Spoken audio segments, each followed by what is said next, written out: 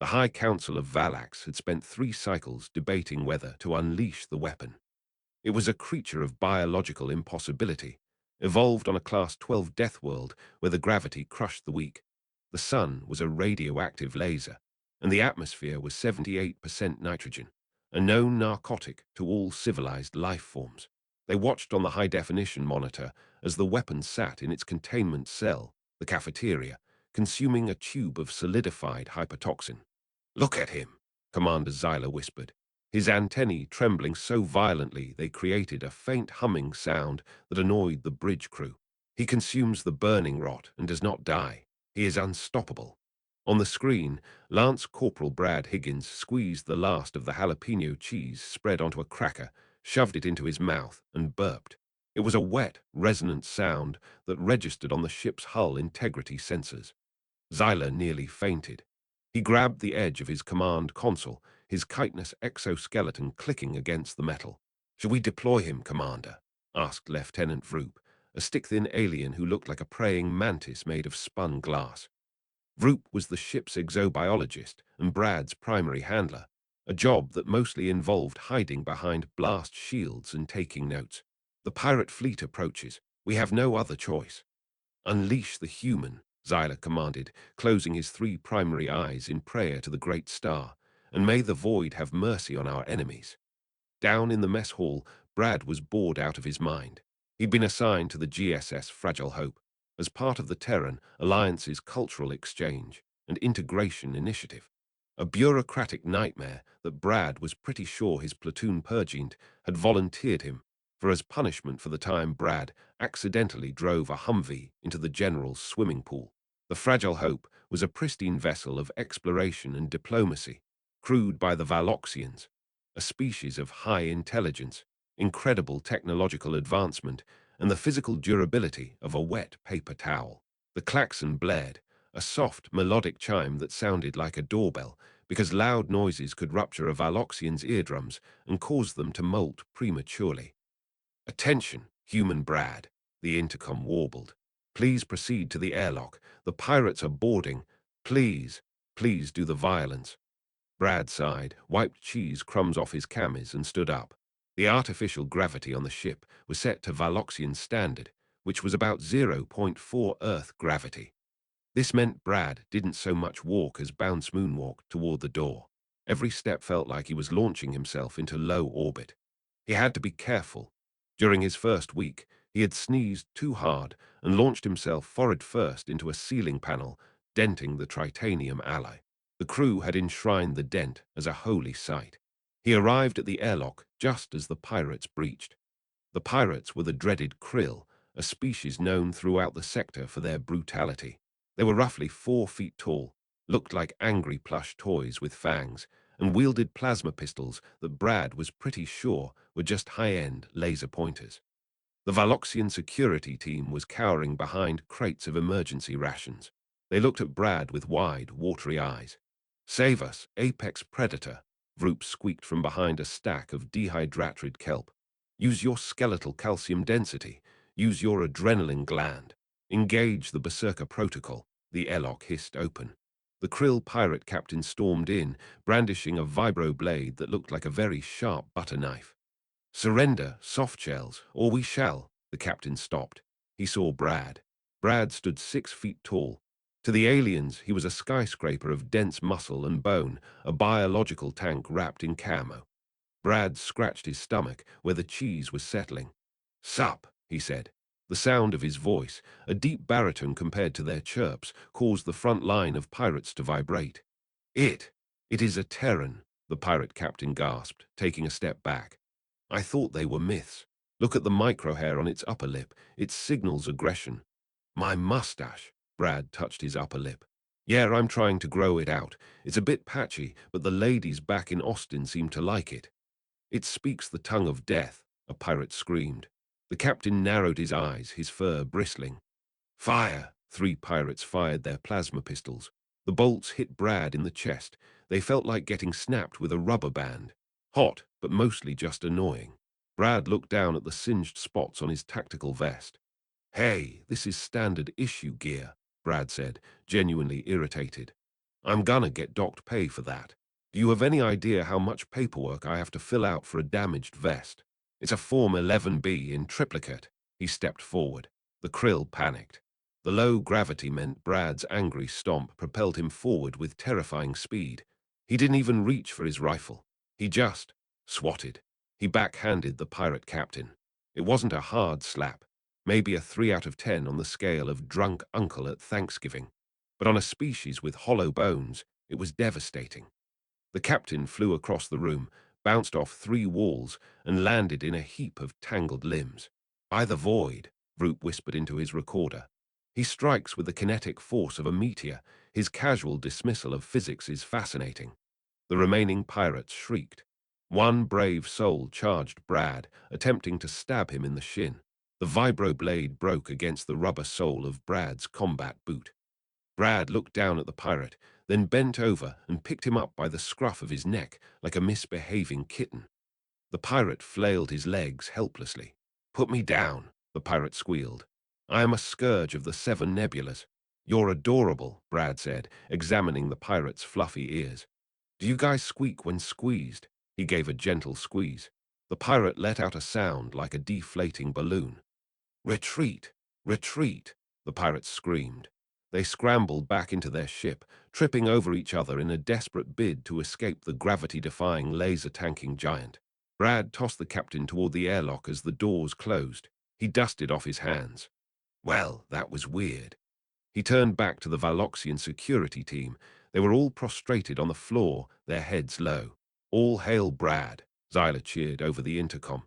"The indestructible, the eater of jalapenos, the slapper of captains," Brad sighed. "Does this mean the cafeteria is open again? I didn't finish my cheese." Life aboard the Fragile Hope settled into a routine that Brad found mind-numbingly dull and the crew found absolutely terrifying. Every morning, Brad would wake up and engage in his morning ritual. To Brad, this meant stretching, brushing his teeth, and doing 50 push-ups. To Lieutenant Vroop, who monitored Brad's vitals from a reinforced bunker, this was a display of biological horror. "Commander, observe," Vroop said one morning, pointing at a monitor. "The subject is currently stripping the enamel from his calcium fangs using a stick covered in abrasive microgrit. He does this voluntarily, every day." Zyla shuddered. "Why? Why must he hone his fangs so?" "We believe it is to keep them sharp for tearing the flesh of his enemies," Vroop theorized. "Or perhaps to break open the nutrient shells of the earth fruit known as coconuts, which are reportedly as hard as steel." And now, Zyla pointed to the screen. Brad was on the floor doing push-ups. "He is repeatedly pushing the entire planet away from his body," Vroop whispered in awe. "Look at the strain on the triceps. The fiber density is off the charts. If he were to high-five me, I would explode." Later that day, Brad decided to visit the ship's gym. The Valoxian gym was optimistic. The weights were made of a lightweight polymer foam. The heavy press maxed out at what Brad estimated to be about 15 pounds. Brad sat at the machine, set the pin to the maximum weight, and gave a casual push. Crack! The metal arm of the machine sheared off. The weights flew into the ceiling, embedding themselves in the lights. Sparks rained down. The gym went silent. 3 Valoxians on treadmills, which were moving at a brisk walking pace, stopped and stared. "My bad," Brad said, holding the broken metal arm. "I think this thing needs some WD-40. Vroop burst into the room, flanked by a hazmat team. "Clear the area. The beast has engaged in strength display. Do not make eye contact. He may interpret it as a challenge for dominance." "It just broke," Brad said, dropping the metal bar. It clattered loudly, causing one of the hazmat team members to faint. "You guys need better equipment. You got any free weights, like actual heavy stuff, engine parts, spare bulkheads?" Vroop tapped on his datapad. "I can authorize access to the cargo bay. We have some spare reactor shielding plates. They weigh nearly 40 Valoxian kilos." 40 kilos, Brad did the math, roughly 88 pounds. "Yeah, that'll do for a warm-up. Thanks, buddy." Brad patted Vroop on the shoulder. Vroop's knees buckled under the weight of the friendly gesture, but he managed to stay upright, beaming with pride. He had survived contact with the apex predator. The real trouble started 2 weeks later when the Fragile Hope docked at Station Omega 9 for a diplomatic summit. The station was a melting pot of species, a hub of commerce and intrigue. Brad was given strict instructions by Commander Zyler. "Human Brad, please refrain from existing too loudly," Zyler begged, adjusting his ceremonial sash. "The delegation from the Zorgan Dominion is here. They are a warrior culture. Giant, chitinous bugs with bad attitudes. If they see you, they might try to fight you." "Got it, Commander," Brad said, adjusting his dress blues. "Keep a low profile. No fighting. Just stand around looking pretty." "Precisely. And for the love of the stars, do not consume the ethanol." "You mean beer, Commander. It's 5 o'clock somewhere." "Ethanol is a Class A solvent used to strip paint off starship hulls," Zyler cried. "Your liver is a nightmare factory." They arrived at the Grand Hall. It was fancy, filled with floating trays of appetizers that looked like glowing slime. Brad stuck to his MRE crackers, which he had smuggled in his pocket. The Zorgan delegation arrived. They were impressive, 7-foot-tall beetles with shiny black armor and mandibles that clicked menacingly. Their leader, High Warlord Krax, scanned the room with compound eyes. Krax spotted Zyler and marched over, his entourage of warrior bugs following. "Commander Zyler," Krax boomed, his voice sounding like rocks in a blender. "I see the Valoxian fleet is still crewed by soft, squishy worms." "Greetings, Warlord Krax," Zyler said, bowing low. "We prefer the term peacekeepers." "Peace is for the weak," Krax spat. "The Dominion takes what it wants. In fact, I think I shall take this sector. Unless—" Krax paused, his eyes landing on Brad, who was standing behind Zyler, trying to pick a piece of cracker out of his teeth. "Unless what?" Zyler asked, trembling. "Unless your bodyguard can defeat my champion," Krax sneered, pointing a claw at Brad. "What is this? A shaved primate? It looks soft. I bet it squishes nicely." Brad looked up. "You talking to me, Bugface?" The entire hall went silent. The music stopped. A waiter dropped a tray of slime. "Brad, no," Vroop hissed from the sidelines. "That is a death insult in Zorgan culture." "He called me a primate," Brad shrugged. "Technically true, but it's the tone I didn't like." Krax clicked his mandibles in fury. "You challenge the Zorgan. Very well, the trial of pain, immediately." Before Zyler could intervene, a circle was cleared in the center of the room. The Zorgan champion stepped forward. He was massive, even bigger than Krax, with spiked armor and a hammer that looked like an engine block on a stick. Brad sighed and walked into the circle. He unbuttoned his dress blue jacket and carefully folded it, handing it to a terrified Vroop. "Hold this." "The rules are simple," Krax announced. "Two enter. One leaves. No weapons, only natural biology." The champion roared, a sound that shook the chandeliers. He charged at Brad, moving surprisingly fast for a giant bug. Brad didn't move. He'd played linebacker in high school back in Texas. He knew how to read a blitz. The Zorgan swung a massive claw. Brad ducked. The claw whooshed over his head. Then he swung the other claw. Brad sidestepped. "Stand still, soft thing," he roared. "Make me," Brad said. The champion lunged, trying to tackle Brad. Brad planted his feet, dropped his center of gravity, and intercepted the charge. The collision was felt through the floor. To the shock of everyone watching, Brad didn't budge. The so-called Zorgan champion, however, stopped dead, as if he'd run into a concrete pillar. "Is that all you got?" Brad grunted. He wrapped his arms around the Zorgan's midsection. "Suplex City, population, you," Brad heaved.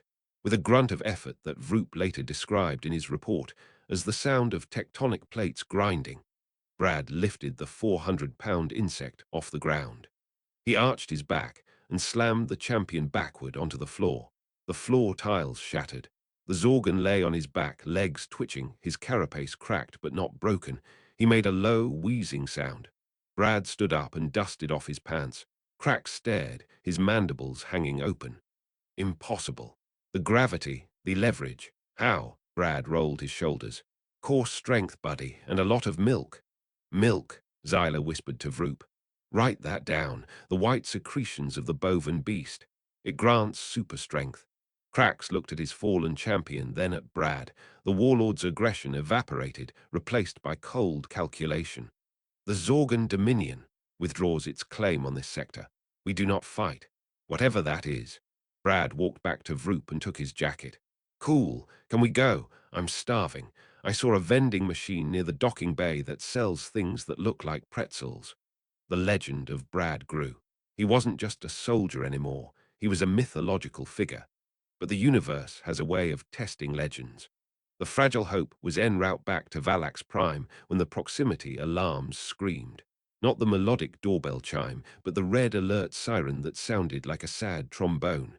Commander, the tactical officer shouted. Ambush, it's the Varkid hive. Brad looked up from his comic book in the mess hall. Varkid, are those the bugs again? No, Vroop said, appearing on the mess hall screen, looking pale. The Zorgan are honorable warriors. The Varkid are a biomechanical swarm. They consume starships. They are already latching onto the hull. The ship shuddered violently. The lights flickered and died, replaced by emergency red strobes. Hull breach on deck 4, the intercom screamed. Environmental controls failing, temperature rising. Toxic gas leak. Deck 4, Brad stood up. That's where the gym is. My protein powder is in there. Brad, you cannot go there, Vroop yelled. The Varkid use heat weapons. The temperature on deck 4 is approaching 45 degrees Celsius, and the atmosphere is flooded with carbon dioxide. Brad paused. 45 Celsius. What is that in freedom units? Vroop calculated furiously. Approximately 113 degrees Fahrenheit, Brad laughed. Vroop, I'm from Texas. That's a mild summer afternoon. And Co 2, I breathe that out. I'll be fine. He is mad, Zyla whispered over the comms. The heat will boil his blood. I'm going in, Brad said. He grabbed a fire axe from the wall, which the Valoxians used to cut cakes because they had no concept of fire, and headed for the door. He reached deck 4. The heat was oppressive, heavy and wet like a sauna, but bearable. The air was stale, but Brad could hold his breath for a long time, and the CO2 levels weren't lethal yet, just headache-inducing. Varkid drones were swarming through a hole in the hull. They were nasty little machines, spider-like robots with welding torches for faces. They were cutting through the inner bulkheads. Brad kicked the door open. Hey, you're letting the AC out. The Varkid drones turned. Their sensors scanned him. Target analysis, biological, soft tissue, threat level minimal. They ignored him and went back to cutting. Rude, Brad muttered. He walked up to the nearest drone and swung the fire axe. The axe embedded itself in the drone's central processor.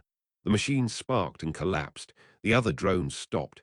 Error, threat level reassessment, target strength, anomalous. 3 drones leaped at him. Brad treated it like batting practice. Swing, smash, swing, smash. He was sweating now, the heat getting to him, but the adrenaline was pumping. He felt alive. This was better than the gym. He reached the breach. A massive Varkid queen drone was trying to squeeze through the hole. It screeched, a sound of grinding metal. You're a big one, Brad grunted. He looked around.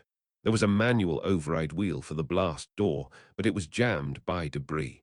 Commander, the door is stuck, Brad yelled into his comms. Retreat, Brad, Zyla cried. We will seal the section and detach it.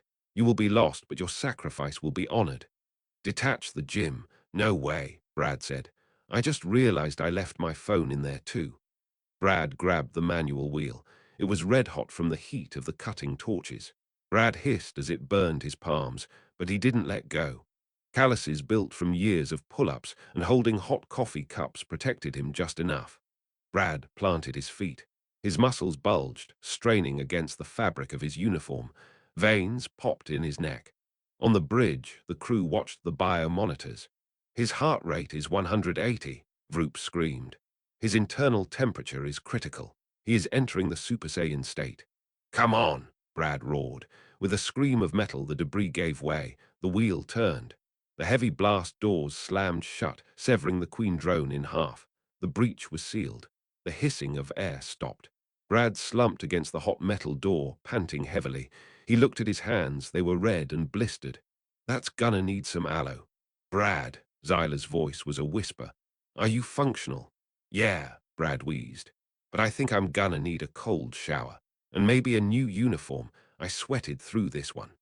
The ceremony was broadcast to the entire Valoxian sector. Brad stood on the podium, uncomfortable in his dress blues. His hands were bandaged. Commander Zyla stood before him, holding a medal that was roughly the size of a dinner plate.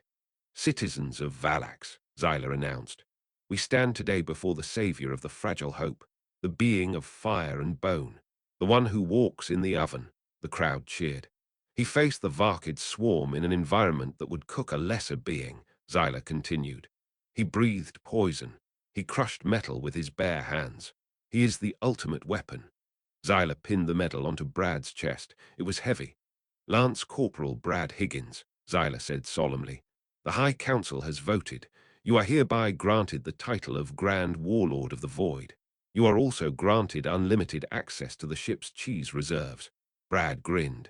That was the best news he'd heard all deployment. Thanks, Commander, Brad said into the microphone. Just doing my job. Semper Fi. Semper Fi, the crowd chanted back, having no idea what it meant, but assuming it was a battle cry of unimaginable power.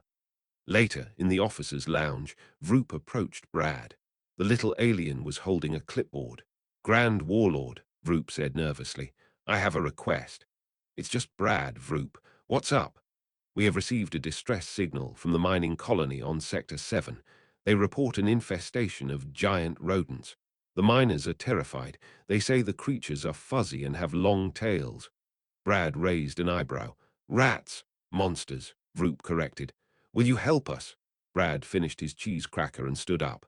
He cracked his knuckles, a sound that made Vroop flinch. Get the ship ready, Vroop, Brad said, putting on his sunglasses even though they were indoors. It's exterminator time. As Brad walked out, Vroop typed furiously into his log. Subject has activated exterminator mode. God help the rodents. Brad just wanted to get it over with. He heard the mining colony had a pizza oven, and he was dying for a slice. And with that, Brad stood at the observation deck window, watching the stars drift past as the fragile hope glided through the void. His reflection stared back at him, a little older, a little more tired, but still the same guy who'd accidentally driven a Humvee into a swimming pool 6 months ago. 6 months. It felt like a lifetime. Behind him, the ship hummed with activity. He could hear the soft patter of Valoxian feet, the melodic chime of the door sensors, Vroop's voice somewhere discussing the subject's latest caloric intake patterns with someone who was probably taking notes. They were always taking notes. Brad sipped his coffee, real coffee, shipped from Earth at enormous expense, because the Valoxians had figured out that keeping him happy meant keeping him caffeinated. The mug said Galaxy's okayest marine in faded letters. His mom had sent it in the last care package. He thought about home, Austin, the heat that everyone complained about but he kind of missed. His sister's graduation he'd missed. The Longhorns game he'd promised his dad he'd watch with him. All of it felt distant now, like memories from someone else's life. Out here, he was a legend, the grand warlord of the void, the indestructible, the being of fire and bone. They'd carved his face into a commemorative plaque that hung in the mess hall. Zyla had offered him command of his own ship.